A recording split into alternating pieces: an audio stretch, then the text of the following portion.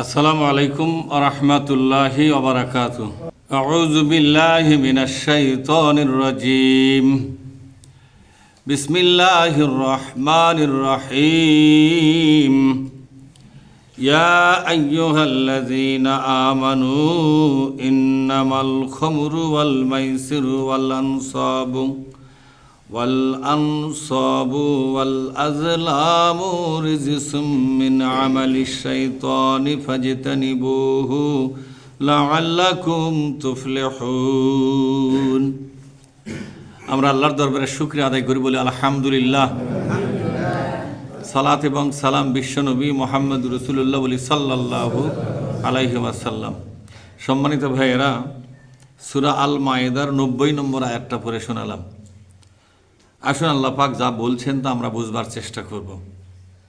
ইয়া আইয়ুহাল্লাযীনা আমানু, হে ঈমানদারগণ, ইন্নামাল খামরু, নিশ্চয় মদ, ওয়াল মাইসিরু এবং জুয়া, মানে লটারি জুয়া, ওয়াল আজলাম ওয়াল আনসাব এবং মূর্তি এবং মূর্তির বেদী,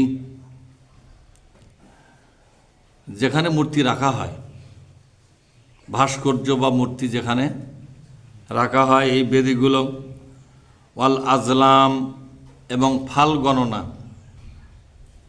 রাশি গণনা আছে না, ফাল গণনা, রিজসুম মিন আমালিশ শাইতান, এটা শয়তানদের কাজ। কাদের কাজ? অর্থাৎ তোমরা যেন এই কাজগুলো করে শয়তান হিসাবে গণ্য হয়েও না। এই জুয়ার সাথে, লটারির সাথে যারা জড়িত তারা সবগুলো হলো শয়তান। সবগুলো কি? যে সরকার জুয়া বা লটারিকে অনুমোদন দেয়, এই সরকারও শয়তান সরকার। এই আয়াতটা শুধু ব্যক্তির উপরে কার্যকর হবে না, সবার উপরে। কথা বলেন। কিন্তু কোরআনের প্রত্যেকটা আয়াত রাজনীতি যারা করে তাদের গায়ে যা আঁচড় লাগে। কারণটা কি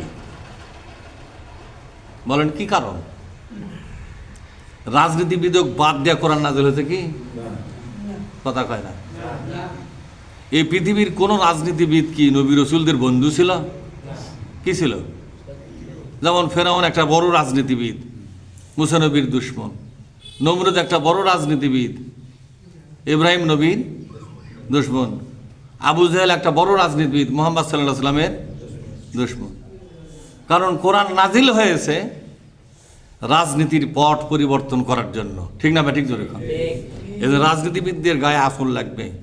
রাজনীতির বড় নেতা তো দূরের কথা, ওই বড় নেতার কর্মী যারা গ্রামে থাকে তার গ্রামেও মেজাজ গরম হয়। হয় কিনা জোরে খান? মনে হচ্ছে আল্লাহ নামে এসে ওর সাথে আপোষ করে কোরআন নাজিল করা লাগলে হয়নি। ওই ধীরে ধীরে অনুমোদন দিলে হয়নি যে এই কটা কথা তোমাকে নাজিল করা লাগবে না, এগুলো বাদ দাও। আল্লাহ ওদের সাথে পরামর্শ করে মনে হয় কোরআন নাজিল করলে ভালো হলে হয়নি। কিন্তু পরামর্শ আল্লাহ যেহেতু করেনি, এই জন্য ওরা মেনে নিবার পাচ্ছে না। আল্লাহ কি কারোর সাথে পরামর্শ করে কোরআন তৈরি করবে? আপনাদের কি মনে হয় তাই করবে? আল্লাহ তাআলা বলছেন, এই মদের সাথে, জুয়ার সাথে, লটারির সাথে এবং মূর্তি নির্মাণ এবং মূর্তিকে সম্মান করার সাথে যারা জড়িত, এরা সবগুলো হলো পাকা শয়তান। কি শয়তান? জোরে এখন কথাটা কি বলেছে? আর কেউ শয়তান হওয়ার পরও যদি এই কথা তার গায়ে আঁচড় লাগে, তা আল্লাহর কি করার আছে? এটি চোরক চোর করলে যেমন মেজাজ গরম করে, যে হই চোর, তাই বলে চোর কবা তুমি? তা তোমাকে কি কবে? মুন্সি কবে? তুমি তো চোরই। সুদখোর যাক, তাকে যদি সুদখোর করে ডাক দেন, কি করে? মেজাজ খারাপ করে না? যে যতই সুদ খাই, তাই বলে সুদখোর করে ডাকবেন আপনারা? সুদ যে খায়। আচ্ছা, ভ্যানালা কি কয় ডাকলে জব দেয়? ভ্যানালা। ওকালতি করলে তা কি কয় ডাকা লাগে? উকি। তো ওটা তো মেজাজ খারাপ করে না। তা সুদখোর করলে মেজাজ খারাপ করবে কে? এজন্য আল্লাহ তাআলা বলছেন, এই শয়তানি কাজকে ফাস্তানিবুহু, এর বন্ধ করে দাও, এর কবর তৈরি করো। এই শয়তানি কাজগুলো যেন আর বাঁচতে না পারে। যেখান থেকে এই শয়তানি কাজগুলোর অনুমোদন দেওয়া হয়, সার্টিফিকেট দেওয়া হয়, অর্ডার শিট পাস করা হয়, সেই জায়গাগুলো দখল করো। আর হনুমানদেরকে বিদায় করে দিয়ে যারা সুদের বিরুদ্ধে, জুয়ার বিরুদ্ধে, লটারির বিরুদ্ধে এই লোকদেরকে ওই চেয়ারগুলো দিয়ে দাও। কথাটা কার? তাহলে এই লোকগুলো ছাড়া এই হনুমানক দেওয়া সুদ বন্ধ, যেরকম হনুমানক দিয়ে সুদ বন্ধ হবে?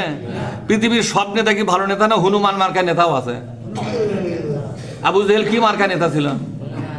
আবু জেহেলের কথা কইতে খুব আরাম পাওয়া যায়। বাংলাদেশে তো হনুমান মার্কা নেতা আছে না নাই? যেরকম এই হনুমানদের হাত থেকে দেশটা বাঁচাতে হবে, দেশটা মুক্ত করতে হবে সুদের বিরুদ্ধে, ঘুষের বিরুদ্ধে, লটারির বিরুদ্ধে, জুয়ার বিরুদ্ধে, মূর্তির বিরুদ্ধে। তবে তাই বলে কি এই মূর্তির বিরুদ্ধে আপনার অভিযান চালাতে হবে? তাই বলে কি যারা অন্য ধর্মের লোক যারা মূর্তি পূজায় ধর্ম বানায় নিয়েছে সেখানে হাত দেওয়া যাবে? যেরকম সেখানে হাত দেওয়া যাবে না, সেখানে হাত দেওয়া যাবে না, এই কথা আল্লাহ বলে দিয়েছে। লা তাসুবুল্লাযিনা ইয়াদউনা মিন দুনিল্লাহ ফায়াসুবুল্লাহ। তোমরা আল্লাহ ছাড়া অন্যরা যারা অন্য কাউকে ডাকে, পূজা অর্চনা করে, এগুলোর উপর হাত দিও না। নিষেধ করছে কে? এবার আল্লাহ তাআলা বলছেন লাআল্লাকুম তুফলিহুন, আশা করা যায় তোমাদের ভাগ্য ভালো হবে। কি হবে জোরে কোন? ভাগ্য ভালো হবে। ভাগ্য যদি ভালো করতে চাও, সুদ ছেড়ে দাও, লটারি ছেড়ে দাও, মদ ছেড়ে দাও, জুয়া খেলা ছেড়ে দাও, মূর্তি পূজা ছেড়ে দাও। সেটা মুক্তিযোদ্ধার মূর্তি হোক কিংবা গণেশের মূর্তি হোক। মুসলমানরা তো গণেশের পূজা করে না, মুসলমানরা পূজা করে তাদের রাজনীতিবিদের মূর্তির পূজা করে। করে কিনা জোরে কোন? যে যার পার্টি করে সেই পার্টির নেতার একটা মূর্তি বানায়, তাতে মালা পরাবে, কি পরাবে না পরাবে, কথা ঠিক না? হায় হায়, আল্লাহ তাআলা বলছে এই মূর্তিকে সম্মান যারা করবে না পুরাটাই শয়তান।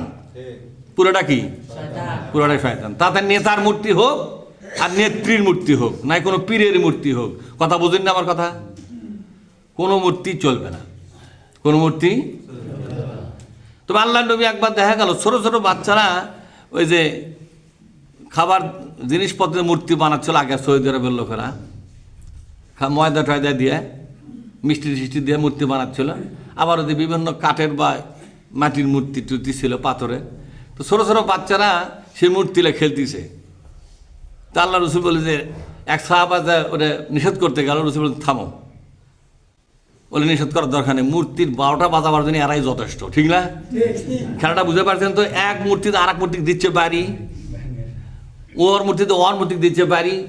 তাহলে এই বাড়ি দেওয়ার কাম যেহেতু চলতেছে, অথে বলে থাক, এই কাজটা জারি থাক। আল্লাহ রসুল নিষেধ করে দেবেন এই কাজটা কি থাক, কিন্তু বড়রা কিন্তু এই কাজটা করতে পারবে না। তাহলে ভাগ্য যদি ভালো করতে চান এই শয়তানিগুলো ছাড়তে হবে। এই শয়তানি ছাড়লে ভাগ্য ভালো হবে গোটা জাতির। সুবহানাল্লাহ বলবেন না? আল্লাহ বলছে লাআল্লাকুম, এই কুম মানে কি? তোমরা, তোমাদের গোটা দেশের জনগণের ভাগ্য পরিবর্তন হবে। এই পরিবর্তনের আশ্বাসটা কে দিলেন? আল্লাহর কথা আপনাদের বিশ্বাস হয়? জুয়া ছাড়া তো ভাগ্য, সেদিনকে কি করছে কোন জাতবান শুনলাম, আসেন একটা বার ভাগ্য পরীক্ষা করে যান। আর জুয়ার মধ্যে ভাগ্য পরীক্ষা করবে করছেন। আল্লাহ বলছে জুয়া ছাড়া দাও, ভাগ্য পরিবর্তন হবে। আর এরা ভাগ্য পরীক্ষা করতেছে জুয়ার মধ্যে, দেখেন তো আপনার ভাগ্যে লাগে কি না। আশ্চর্য কথা।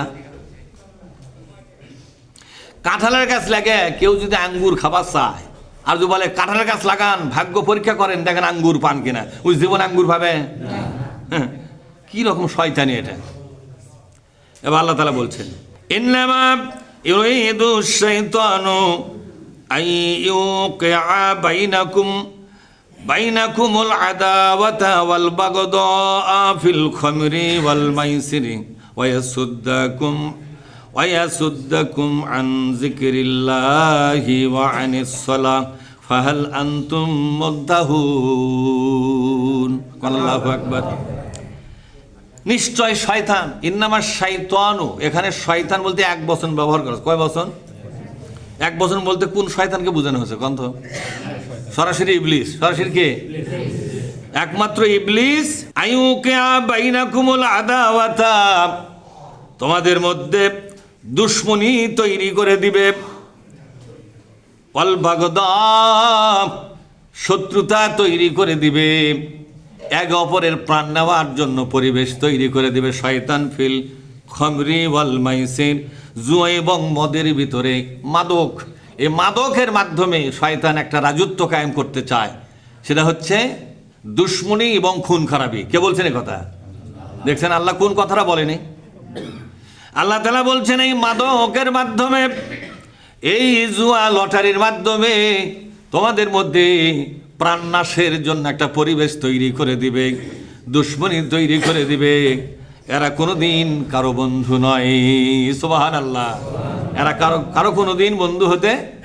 তা লটারি যারা করে, এই যে হার্ট ফাউন্ডেশন লটারি, বুঝলেন না? কে রে লটারি, হার্ট ফাউন্ডেশন, লটারির দরকার কি? হার্ট ফাউন্ডেশন যদি টাকার দরকার হয় সরকার টাকা দিবে, 10-20,000 25,000 কোটি টাকা দিয়ে দিবে। এক ইসলামী ব্যাংক থেকে 83,000 কোটি টাকা মেরে চলে গেছে বিদেশে, তার 1,000 কোটি টাকা দিলেই তো হার্ট ফাউন্ডেশন চলবে, লটারির কোনো প্রয়োজন হবে না। দেশের টাকা ব্যাংক মেরে নিয়ে যায়, লটারির মাধ্যমে টাকা জড়ো করে তুমি দেশ চালাবার চাও, লটারির গ্রুপ, যেরকম ঠিক না? ঠিক। এই শয়তানের এই চালান পাতিকে এবার বাতিল করা লাগবে, কথা ঠিক না? ঠিক। এ যারা লটারির পক্ষে, হাউজি লটারির পক্ষে, আর মূর্তির পূজার পক্ষে, মূর্তির সম্মান করার পক্ষে,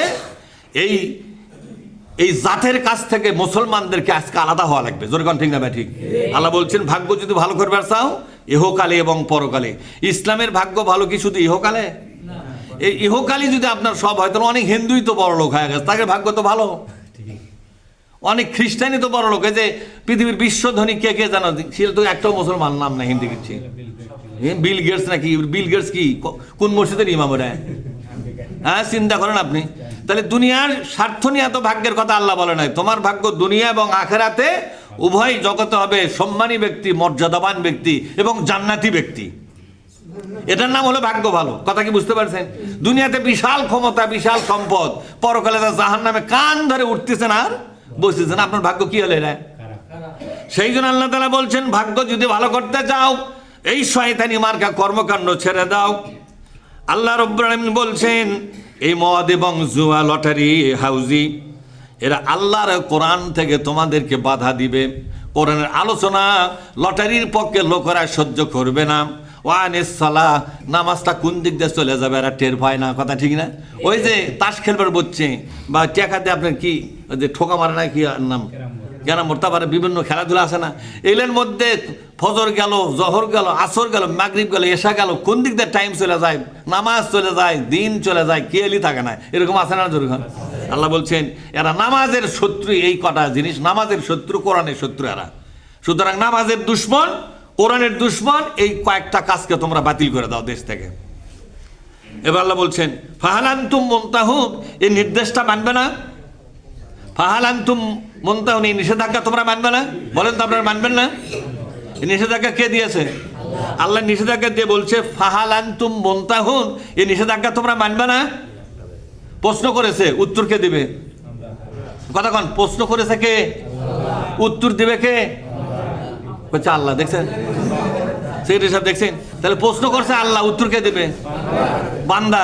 তা আল্লাহ বলছেন যে আমি যে কয়েকটা কাজ ছেড়ে দেওয়ার কথা বললাম, নিষেধাজ্ঞা দিলাম, তোমরা কি মানবে না মানবে না? 4-5 জন করছে মানবার, চুপ করে বসে আছে। কি লটারি করবেন আপনারা? হাউজির থাকবেন? ওই মূর্তির সম্মান করার কামত থাকবেন? তা কোনটা থাকবেন আপনি? আল্লাহ বলছে যে আমার এই কথাটা মানবে কিনা জবাব দিয়া যাও। ফাহাল আনতুম মুনতাহুন, বলেন ফাহাল আনতুম মুনতাহুন, মানবে কি মানবে না জবাবটা দিয়ে যাও। আমি জবাব দিচ্ছি, আল্লাহ তোমার নিষেধাজ্ঞা মেনে নিলাম। এখন আপনারা কোন, আপনারা মানবেন না? আল্লাহর নিষেধাজ্ঞা মানবেন না, অমান্য করবেন? তো জুমাতে আসার দরকার কি আসলো? আল্লাহর ঘরের মধ্যে আসে আল্লাহর কথাই যদি না মানেন তাহলে জুমাতে আসা লাভটা কি? তারই ঘরত বসে থাকা, মানবেন কিনা কিছুই করছেন না। আল্লাহ বন্ধু আপনার দিকে প্রশ্ন ছুঁড়ে মারলো, তার জবাব আল্লাহ পাচ্ছে না। এতে বেকাদাত আল্লাহ বলো, তাই না? বেকাদাত কে বলো? আল্লাহ। বেকাত করে কবে আল্লাহ আমি আল্লাহ হয়ে প্রশ্ন করলাম, উত্তর পাইলাম না, রে কি কপাল আমার, আল্লাহ তাই কবে? বরং আমাকে রে কাঠি ফাটাবার জন্য আল্লাহ প্রস্তুতি নেবে, কথা ঠিক না ভাই? এই জন্য আল্লাহ তাআলার দরবারে আমরা দোয়া করি, আল্লাহ তাআলার প্রত্যেকটি কথা যেন আমরা মেনে চলতে পারি। এতে আমাদের দুনিয়ার ভাগ্য এবং আখিরাতের ভাগ্য ভালো করে দিবেন কে? আল্লাহ পাক। আসসালামু আলাইকুম ওয়া রাহমাতুল্লাহ।